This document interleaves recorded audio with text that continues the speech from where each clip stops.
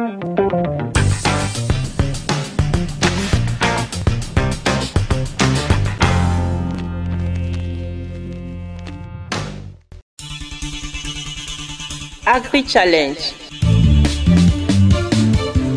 le magazine de l'entrepreneuriat agricole et du développement durable. La Banque agricole du Niger, Bagri, sponsor officiel d'Agri-Challenge. Bagri, nous œuvrons pour votre autonomie. Merci de nous recevoir chez vous, chers téléspectateurs et téléspectatrices. Bienvenue dans Agri-Challenge, le magazine de l'entrepreneuriat agricole et du développement durable. L'hydroponie, appelée culture hydroponique ou encore culture hors sol, est une technique de culture qui se pratique hors de la terre. Au Niger, cette forme de culture est très peu exploitée et ou pas développée. Le constat est là, les producteurs nigériens semblent être réticents par cette modernité de culture et accorder ainsi plus d'importance aux techniques culturelles classiques. Comment pratique-t-on cette culture? Quelles sont les causes de sa faible exploitation? Comment amener les producteurs nigériens à s'y intéresser davantage et comment mieux inciter les partenaires techniques et financiers à accompagner les projets agricoles dans ce sens? Agri-Challenge vous propose de suivre dans ce 108e numéro 2 reportages qui font focus sur cette technique de culture au Niger. A tout de suite. Agri-Challenge.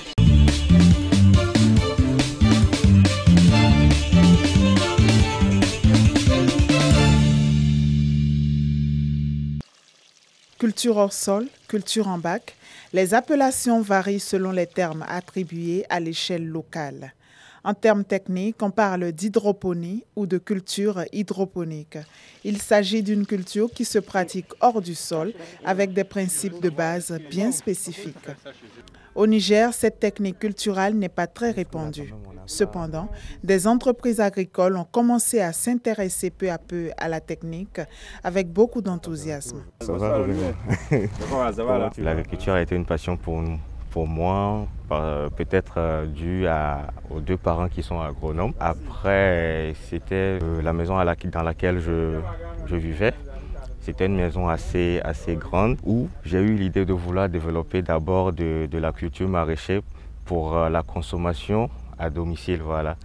En publiant les photos des cultures que je faisais, il y a un cabinet qui l'a vu, ça l'a intéressé. Nous sommes face à une urbanisation assez forte maintenant, d'où il y a de plus en plus moins d'espace cultivable. En fait, avant, on se disait que c'est la personne qui a un grand champ qui pourrait faire de la culture, alors qu'avec la culture hors sol, même avec votre petit lopin de parcelle, vous pouvez produire tout au long de l'année votre culture. Pourquoi la culture hors sol? Certaines personnes qui ont des terres, mais en réalité, ces terres ne sont pas riches en substance pour pouvoir faire développer la plante.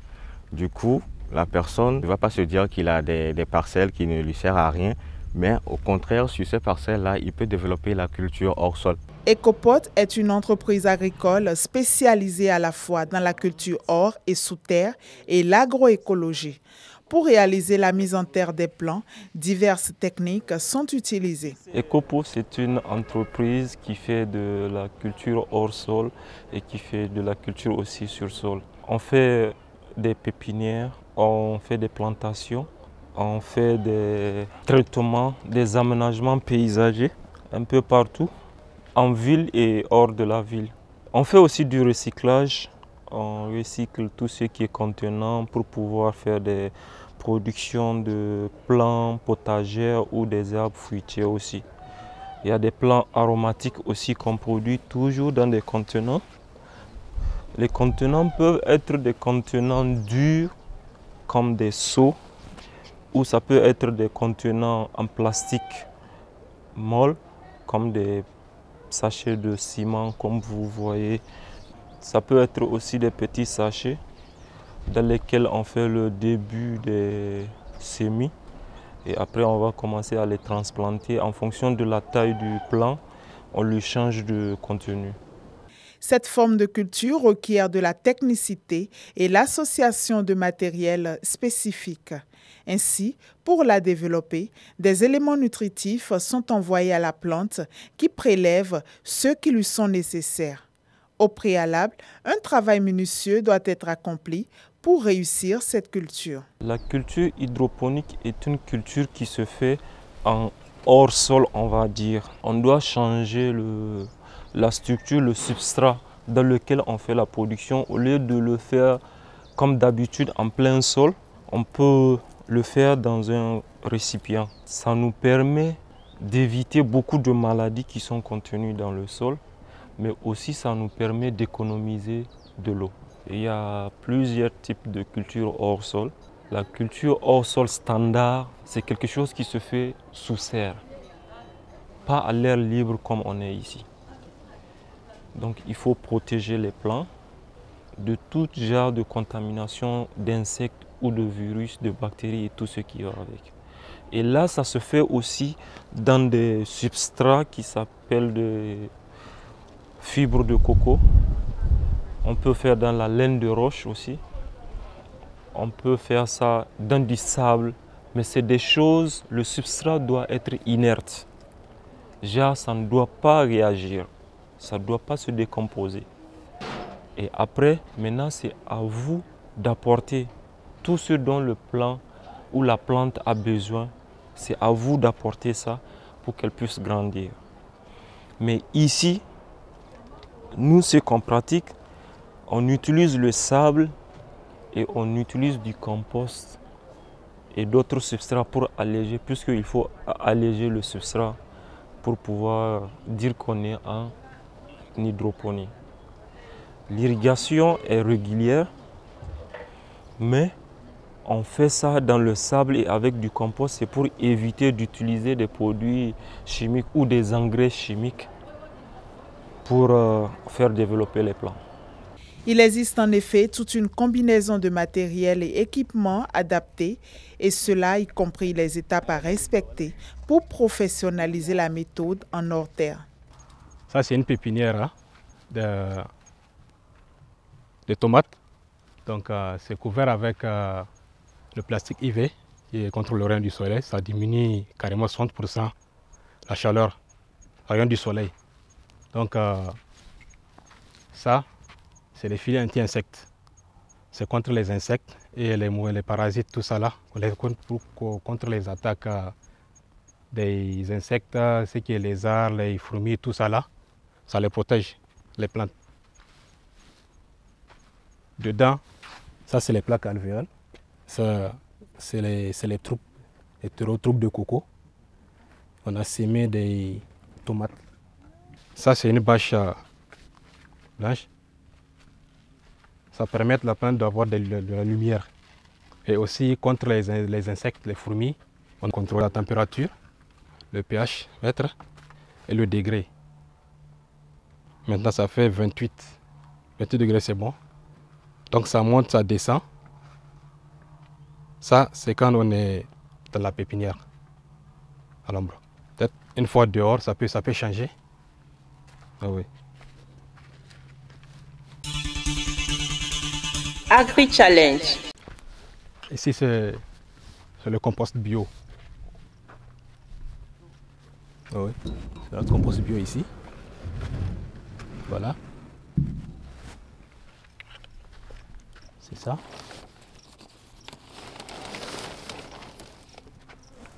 C'est ça, rien que bio.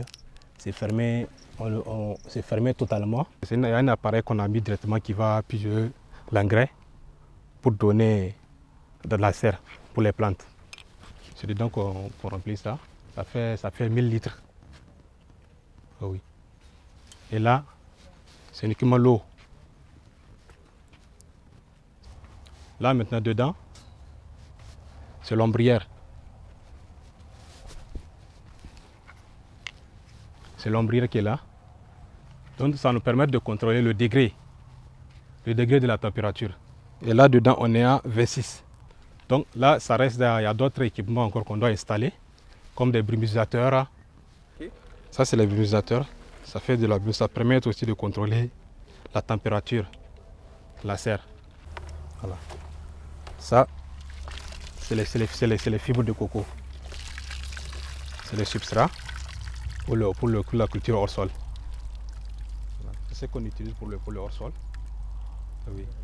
Ça, on l'utilise à la place du sable, du sol.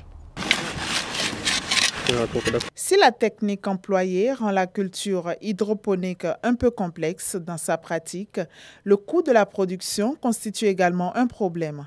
Pour de nombreux producteurs agricoles, seulement quelques essais sont faits alors que l'expérimentation d'autres spéculations doit être incitée pour mieux développer la culture hors sol. La culture hors sol standard, il y a beaucoup de choses qu'on ne peut pas faire en hors sol. Ça s'arrête plus au niveau de la production de la tomate, des poivrons, et du piment aussi des fois. Mais pour le reste, la culture standard considère que ce n'est pas possible. Et moi, c'est un défi que j'essaie. Et c'est pour ça, moi, je n'ai pas de limite. J'essaie tout en hors sol. Maintenant, ça marche pas, ou ça va marcher, ça va pas marcher. C'est en pratiquant seulement que je le saurai. Les initiatives que j'avais prises pour relever le défi de planter du tout en hors sol, c'est vraiment la pratique et l'expérimentation. Je pratique tout ce qui me passe en tête, je plante en hors sol et j'observe. Et au moins, je dois faire 1 an et demi à 2 ans en train d'observer, de faire et de refaire. Parce que des fois, je peux juste planter, 1 semaine après, ça meurt. Mais je ne me laisse pas aller, je replante encore, je change juste de technique un tout petit peu. L'avantage de l'hydroponie, c'est qu'elle peut se pratiquer sur un espace très restreint, étant donné qu'elle se réalise dans des bocaux et est adaptée à la consommation familiale.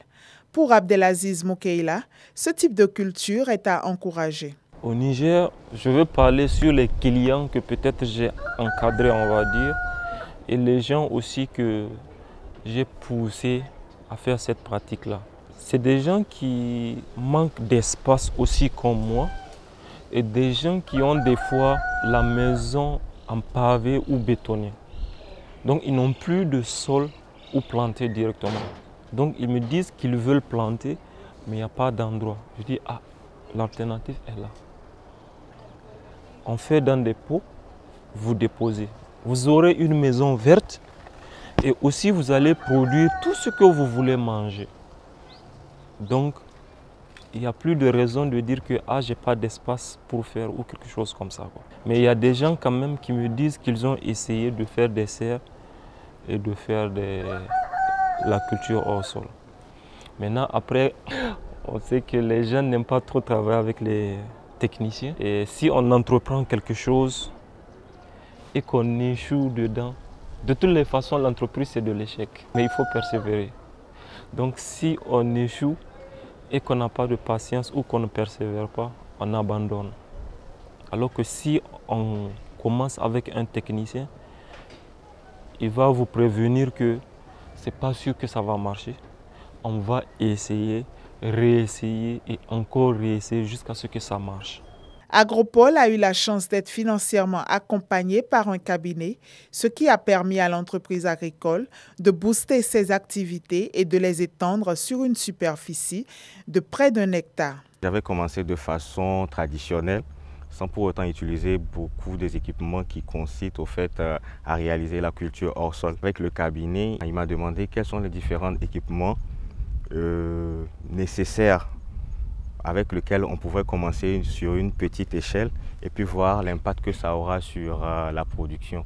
Les produits récoltés, nous les avons commercialisés, mais à petite échelle, de bouche à oreille, parce que la production n'était pas assez importante pour pouvoir aller sur le marché. D'où notre présence ici aussi, parce que sur le site actuel, on a un abri de 500 mètres carrés qu'on est en train de faire, qui pourra contenir jusqu'à 2700 sachets de culture. L'hydroponie permet de limiter les effets du climat, d'économiser de l'eau et de l'engrais, mais également de réduire le temps de travail et de générer un meilleur rendement. Cette culture est méconnue et peu exploitée par les agriculteurs. Cependant, on constate de plus en plus l'engouement de plusieurs jeunes producteurs à se lancer dans la production hydroponique, ce qui rend cette technique culturelle prometteuse au Niger. Mais voyons la culture hors sol sous un autre angle. Agri-Challenge. Au Niger, l'agriculture hydroponique rencontre d'énormes difficultés qui limitent son exploitation à grande échelle. Pourtant, il s'agit d'une technique agricole très productive qui, de surcroît, peut être effectuée sur de très petites surfaces. En conséquence, les terres arables ne sont pas indispensables pour réaliser ce type de culture. L'intérêt de ce type de culture, effectivement, c'est d'avoir, vous avez moins de main-d'œuvre parce qu'il n'y a pas besoin de préparation du sol. Je parle de travaux à haute intensité de main-d'œuvre, tout ce qui est confection des planches, labour, toutes ces choses, ça vous permet de maîtriser cette partie-là. Au-delà de ça, ça vous permet quand même de maîtriser votre cycle de production. Tout ce qui est, comment on dit, repiquage, tout ce qui est production des plants, vraiment tout est contrôlé.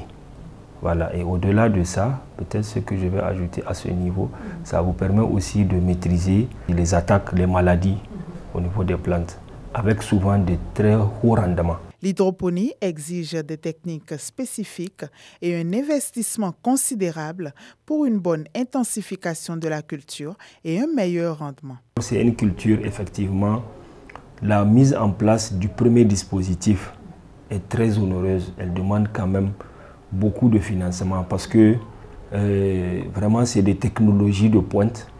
Ça demande aussi un certain niveau de technicité.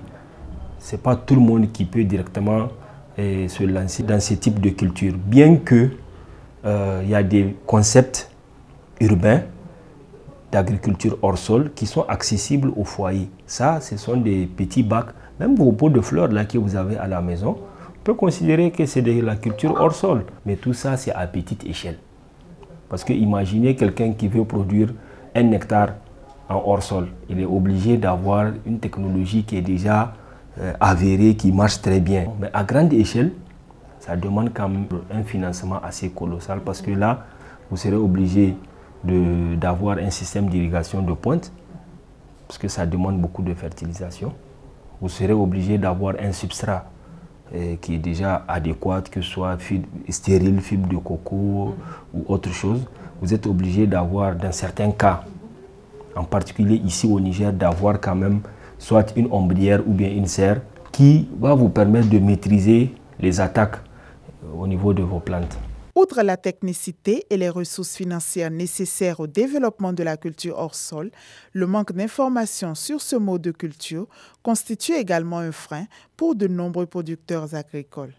La plupart s'y intéressent uniquement pour la consommation familiale, ce qui ne contribue pas au développement et à la modernisation de la culture hydroponique. Par rapport à l'utilisation, à la pratique même, en tant que telle, la plupart de nos producteurs nigériens ne la connaissent même pas.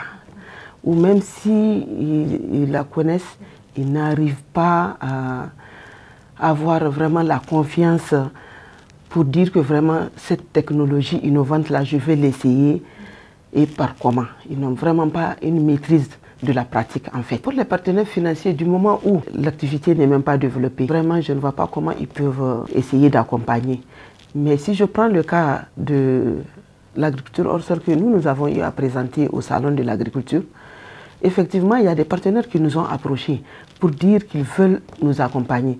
Mais malheureusement, à Niamey, on n'a pas suffisamment de partenaires. Et ces partenaires-là n'interviennent pas à Niamey.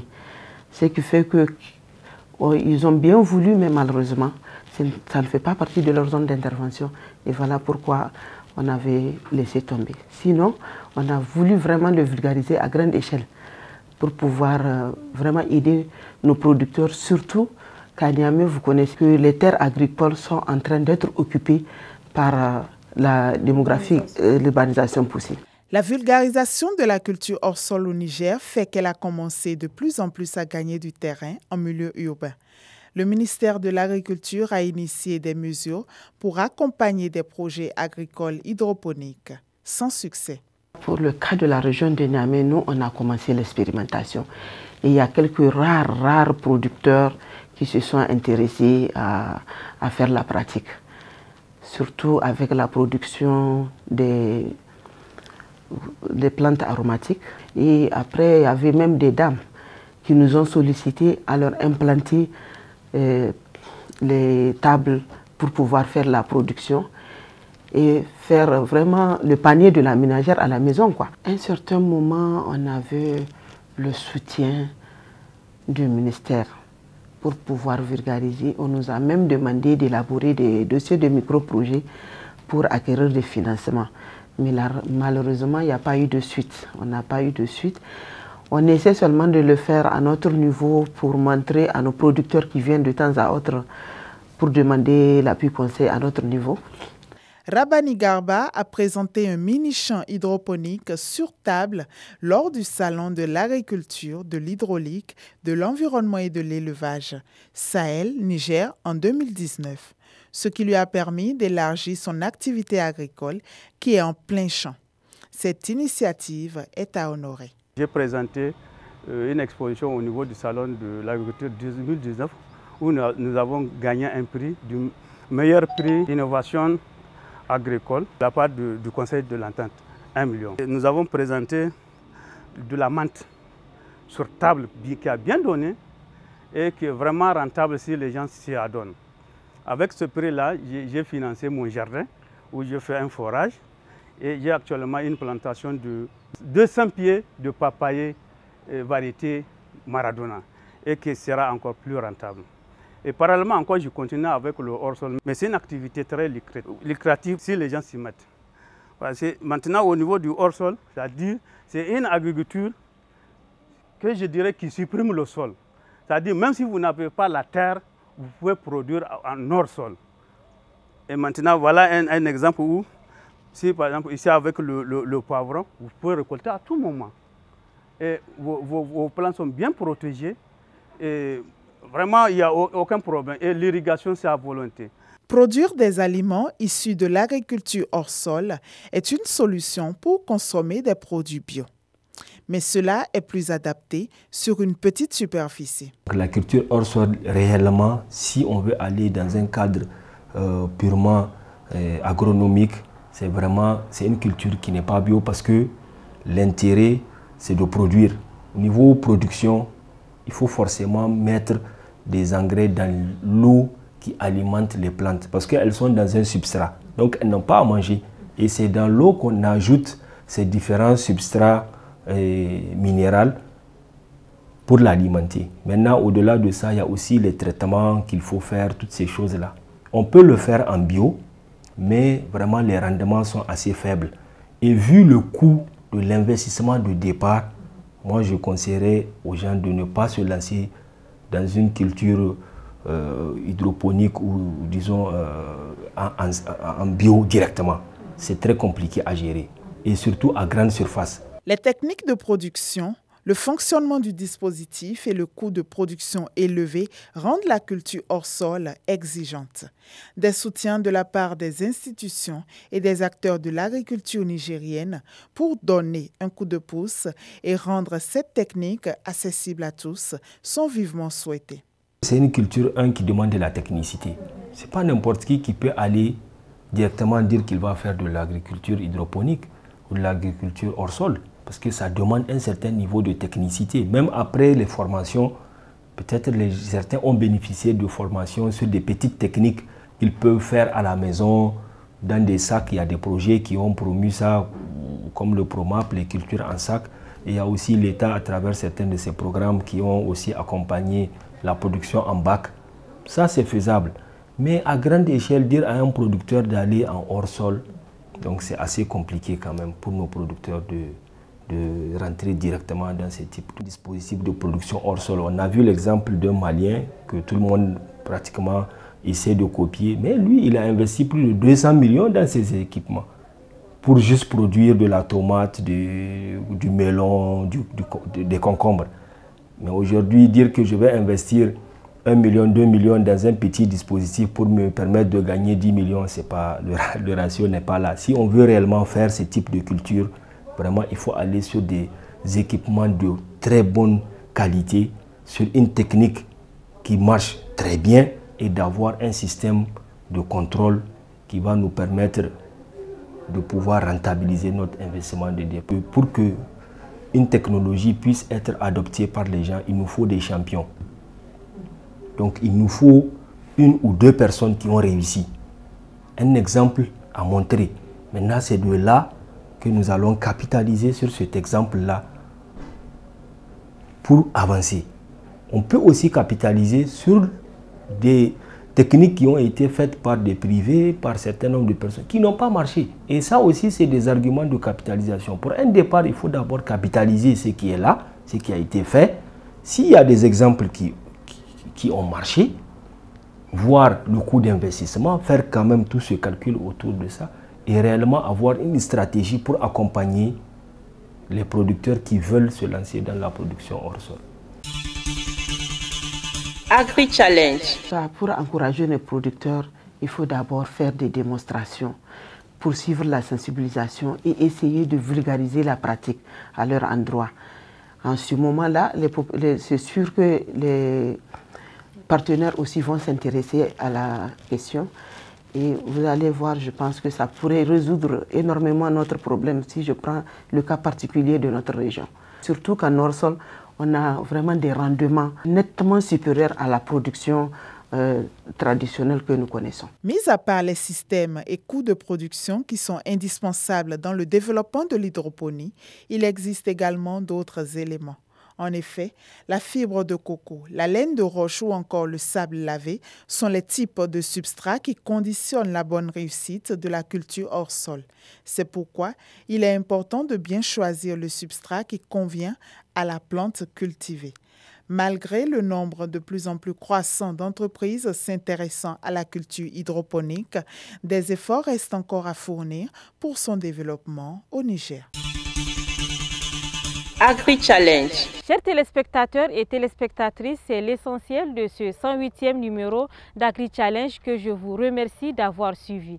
96.6 MHz est la fréquence de la radio Challenge FM que je vous invite à écouter à Niamey et ses environs. Vous pouvez également interagir avec nous sur les adresses qui s'affichent en bas de votre écran. Rendez-vous dans 2 semaines pour une nouvelle édition de l'émission Agri-Challenge. Bonsoir chez vous.